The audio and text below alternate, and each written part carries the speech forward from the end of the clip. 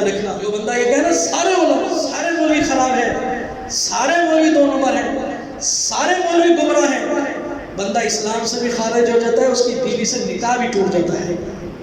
اٹھاؤ عالمگیری فتح عالمگیری میرے پاس موجود ہے، دیکھو اس کے پاس. بتاؤ اس فیس بک والے یوٹیوب والے بدبخت کو جو بیٹھ کے کہتا ہے سارے مولوی گمراہ ہیں، کسی مولوی سے قرآن نہ سیکھو، کسی مولوی سے حدیث نہ سیکھو، خود قرآن اٹھاؤ، خود حدیث اٹھاؤ. ارے بدبخت قرآن کیسے اٹھائیں گے خود؟ پہلے تو ناظرہ الف با تا سا مولوی سے پڑھیں گے نا، پھر اس کے بعد قرآن ناظرہ مولوی سے پڑھیں گے. ہاں بھائی، پھر قرآن ناظرہ مولوی کے پاس پڑھنے کے بعد اب قرآن تو عربی میں ہے، اس کو اپنی زبان میں سیکھیں گے، وہ بھی مولوی سے سیکھیں گے، پھر پتہ چلے گا قرآن کیا کہتا ہے. جنازہ بھی تو مولوی پڑھائے گا نا. سارے مولوی تو ہو گئے خراب، بولا نا، سارے مولوی تو ہو گئے خراب، جنازہ انہاں کیوں پڑھے سی؟ ہاں، سارے مولوی تو ہو گئے گمراہ، جنازہ کون پڑھے سی؟ مولوی سے دین نہ سیکھو، مولوی سے قرآن نہ سیکھو، مولوی سے حدیث نہ سیکھو. ہاں بھائی، تو جنازہ کون پڑھائے گا؟ اس کو تو ترجمہ تو پڑھا دو، ہاں، لیکن قرآن کی سورۃ فاتحہ پڑھنی نہ ہے بے شک. اب وہ قرآن تو کسی سے پڑھنا پڑے گا یا نہیں پڑھے گا؟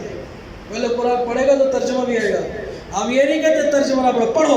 خدا کی قسم جس دن قرآن کا ترجمہ پڑھو گے شرک سے دور ہو جاؤ گے. شرک کی جڑیں کاٹ دیتا ہے قرآن، شرک کو ایسے ختم کرتا ہے یہ قرآن جیسے کبھی شرک آیا ہی نہیں تھا. پڑھو ترجمہ. ہاں جی، میرے نانا جی رحمۃ اللہ علیہ روزانہ قرآن کا ترجمہ پڑھتے تھے اور مجھے وصیت کرتے تھے، بیٹا یہ ترجمہ تیرے لیے میں رکھا ہوا قرآن پاک، جب تو آیا کر گھر اس کو پڑھا کر. پڑھتا تھا میں. ہاں بھائی، اور جب میں جاتا تھا مجھے توحید کی آیتیں ترجمہ پڑھاتے تھے اور کہتے تھے دیکھ قرآن شرک کی جڑیں کاٹ دے، کبھی مشرک نہ بننا، کبھی قبروں پہ سجدے نہ کرنا. جب قرآن پڑھو گے ترجمے کے ساتھ تو شرک ختم ہو جائے گا، شرک کا نام و نشان ختم ہو جائے گا. پھر اللہ وحدہ لا شریک، وہی دل میں گھر اسی کا ہوگا، وہی اسی کی محبت ہوگی. پڑھو ترجمہ، حدیث بھی پڑھو.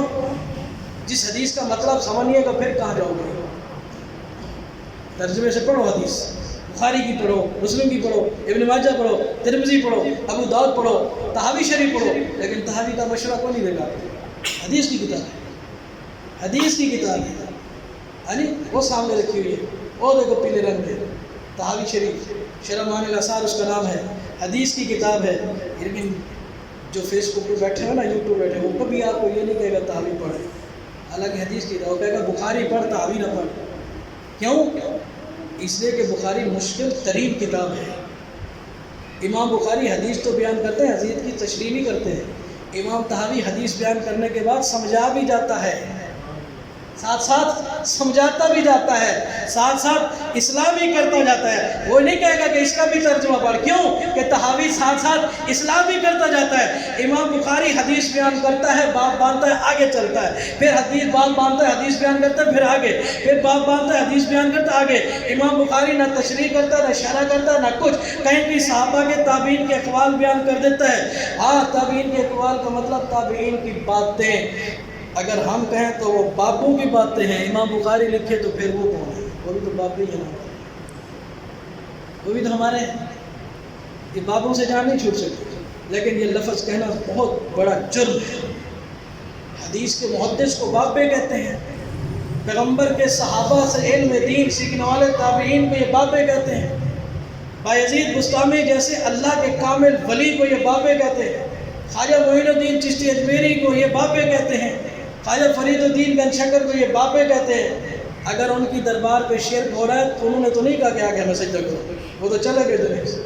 اگر کوئی وہاں سجدے کر رہا ہے تو انہوں نے تو نہیں کہا کہ آگے سجدہ کرو. ہاں بھائی، تمہارے ملک کا وزیر اعظم بھی تو سجدے کر رہا تھا، پھر اس کو کس نے کہا تھا؟ تو سجدہ کرنے کا تو انہوں نے نہیں کہا. جو کرتے ہیں وہ خود اپنی قبر اور آخرت برباد کر رہے ہیں. انہوں نے تو آ کر اللہ کی توحید سکھائی تھی. کفر کے اندھیرے میں آ کر انہوں نے اللہ کی توحید کی روشنی جلائی تھی. لوگ جو کہتے ہیں کہ علماء سے دور رہو، سمجھ لو یہ ایمان اور اسلام کی بہت بڑی ڈاک. ہندوستان بر صغیر میں یہ نعرہ مرزا غلام احمد قادیانی نے لگایا تھا. کس نے لگایا تھا؟ اس نے کہا تھا مولویوں سے دور. اس نے ساری زندگی اپنے استادوں کو نوکر بنا کے رکھا. جب کوئی استاد اس کے لیے رکھا جاتا تو وہ کہتا تھا آج میرے باپ نے نیا نوکر رکھا ہے. اپنی کتابوں میں لکھتا ہے. دنیا میں استاذ کو نوکر کا لقب کس نے دیا؟ مرزا قادیانی نے. سب سے پہلے علماء امت کے علماء سے نفرت کس نے دلائی؟ مرزا قادیانی نے. یا پھر ایک اور آیا ہوا ہے آج کل، وہ بھی یوٹیوب فیس بک پہ بیٹھ کے وہ بھی علماء کے خلاف نفرت پھیلا رہا ہے. یا اس نے نفرت پھیلائی ہے، اس نے نفرت پھیلائی. جیسے وہ ذلیل و خوار ہو کے لیٹرین میں مر کے برباد ہوا ہے، انشاءاللہ آپ دیکھو گے اللہ اس کو بھی ذلت کی موت مارے گا. یہ جو کہتا ہے نا 10 لاکھ 20 لاکھ میرے فالوور ہیں، 10,000 جنازے میں بھی نہیں آئیں گے اس کے. صحابہ کیوں؟ جو صحابہ پہ زبان چلاتا ہے. 14 صدیاں گزر گئی، صحابہ کی عظمت محفوظ ہے، اہل بیت کا مقام محفوظ ہے. جس نے ان پہ زبان چلانے کی جرت کی ہے خدا نے اسے نشان عبرت بنایا ہے. یہ کیا کر لے گا؟ بھونک لے جتنا بھونکتا ہے، زبان چلا لے جتنی چلانی ہے. اس نے مرنا ہے، اس کے پیچھے اس کا پوچھنے والا بھی کوئی نہیں.